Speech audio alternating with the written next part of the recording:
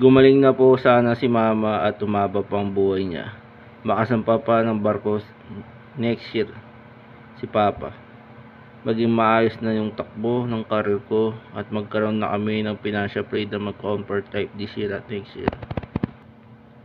Tumama kami ng mega jackpot prize sa Ultra Lotto 650 this month at this year. Hiraya manawari lahat ito. Amen. The Toolbox Production and with Baba Yaga Pictures. A Johnny Palma Toy Play Presentation present. Flash Star Season 8 The Phantom of Sorrow. Created by Johnny Palma.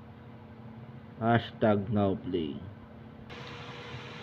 Ito ay matapos akong maging hurado sa Santa Cruzan kung saan naging Reyna Elena si Esperanza. Doon ako nang bighani sa kanyang kagandahan sa Sagala.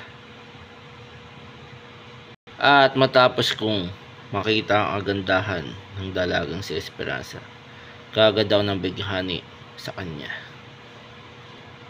At ngayon pa lamang ay sumusumpa ako sa aking sarili na gagawin ko lahat para maangkin lamang ang dalagang si Esperanza, kahit gumamit pa ako ng dahas at kapangyarihan. Mahal na General Carmen Ribig, pinatawag niyo daw kami. Oo, kaya ako pinatawag mga tauhan ko, dahil gusto ko sanang ipadukot sa inyo ang dalagang si Esperanza. Anak siya ni Doña Isabel. Patapos siya siyang dukutin,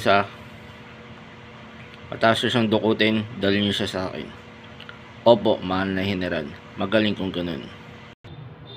Anong gagawin natin para natin dudukutin ang babaeng yun? Di simula ngayon, abangan natin siya dun sa may plaza. Balita ko dun daw yung namamasyal tuwing hapon. Okay, sige. Sundan na lang natin siya hanggang sa madukot natin siya. Sige. Teka, sino kayo? Huwag kang mag-alala, senyorita. Kanina ka pa namin sinusundan habang namamasyal ka dito sa plaza. Bakit? Anong gagawin niyo sa akin? Di ano pa, dudukutin namin kayo. Bakit niyo ako didukutin? May nag-uutos kasi sa amin na dukutin kayo at sundan kayo dito habang namamasyal sa plaza. Sige, subukan niyo akong dukutin, kundi manlalaban ako. Boss, anong gagawin natin sa kanya? Manlalaban daw siya. Di patulugin niyo siya agad, panlalaban siya. Okay, sige.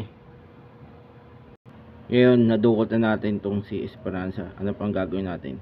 Tara na, magmantay na tayong tumakas, baka may makita pa sa atin. Okay, sige. Mga walang hiyayan, mga mandurukot. Buti na lang, kaagad nakarating sa akin ang ginawa ng pandurukot sa aking anak na si Isabel, na si Esperanza. Ngayon, para masolusyon yan, kailangan kong magmadaling humingi ng tulong sa mga otoridad para dito. Huwag po kayong mag-alala, Doña Isabel, dahil dito kaagad ako magpipresenta bilang komandante ng munisipyong ito para iligtas ang iyong anak na si Esperanza mula sa mga dumukot sa kanya. Ang gagawin ko lamang ay susundan at habulin ang mga nandukot sa anak ninyo. Maraming salamat, Komandante Rafael Montero. Walang ano yan. Walang anuman, Doña Isabel. Anong gagawin natin? Hindi pa natin yan hanggang ngayon napapataan, no? Ang ingay-ingay na. Alam ko na, para matapos ang ating problema, ihulog na lang natin siya sa ilog para malunod. Para matapos ang ating problema dahil sa mga sakit na tenga natin. Kakasigaw niya. Tama, hulog na lang natin yan. Sa mga malapit sa ilog dito. Yun, sa susunod na kanto. Okay, sige, para mo at ihulog natin siya dun para malunod. Sige. Buti na lamang kagad akong dumating at nabutan kita, Senyorita Esperanza, bago pa ikaw malunod. Kaya nga po nagpapasalamat ako sa pagdating ninyo, Komandante Rafael Montero. sa ginawa niyong pagsagip sa akin. Walang anuman yun, senyorita. Tungkulin ko na pagsilbihan kayo at iligtas kayo sa oras ng panganib. Maraming salamat. Maraming salamat talaga, komandante. Okay, sige. Saka nga pala, komandante, may isa pa akong problema. Ano yun, senyorita? Nagkaroon yata ako ng trauma sa ginawa pagdukot sa akin kanina ng mga hindi ko kailangang lalaki.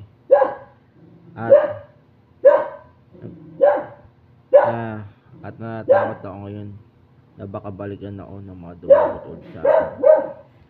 Huwag kayong mag-alala, senyorita. Nangako ko sa inyo, mababantayan ko kayo sa abot ng aking makakaya. Maraming salamat talaga, Komandante Rafael Montero. Boys, hindi nyo ba alam na sobrang galit na galit ako sa inyo ngayon dahil hindi nyo nakuha ang babaeng pinapadukot ko sa inyo.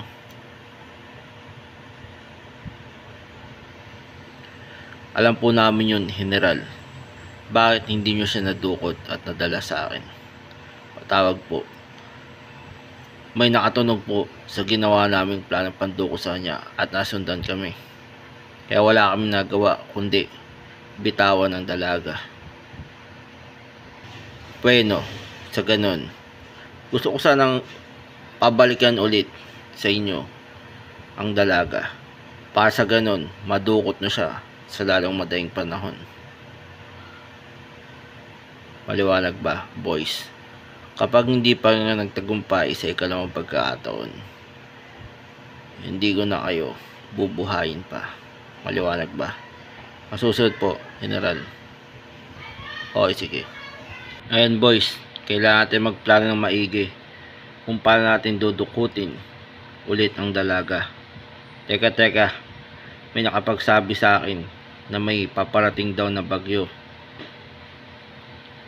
Kaya doon na lang tayo magpasya na dukutin ulit ang dalaga. Maliwanag ba? Maganda nga yan para walang makalata sa atin dahil sa bagyo. Okay, pag dumating ng bagyo sa susunod na araw, doon natin dudukutin at isasagawa ang ikalawang pagdukot kay Esperanza. Maliwanag ba? Okay, sige, payag kami dyan. Okay, boys, dumating na ang araw na pinakihintay natin, ang bagyo. Ngayon natin sasagawa ang ating plano, ang ikalawang pagdukot sa dalagang si Esperanza. Nakahanda na ba kayong lahat para tuparin ang plano na yan? Opo, sir. Okay, magaling. Kung ganun, simulan na natin ang ating plano. And the legends continues.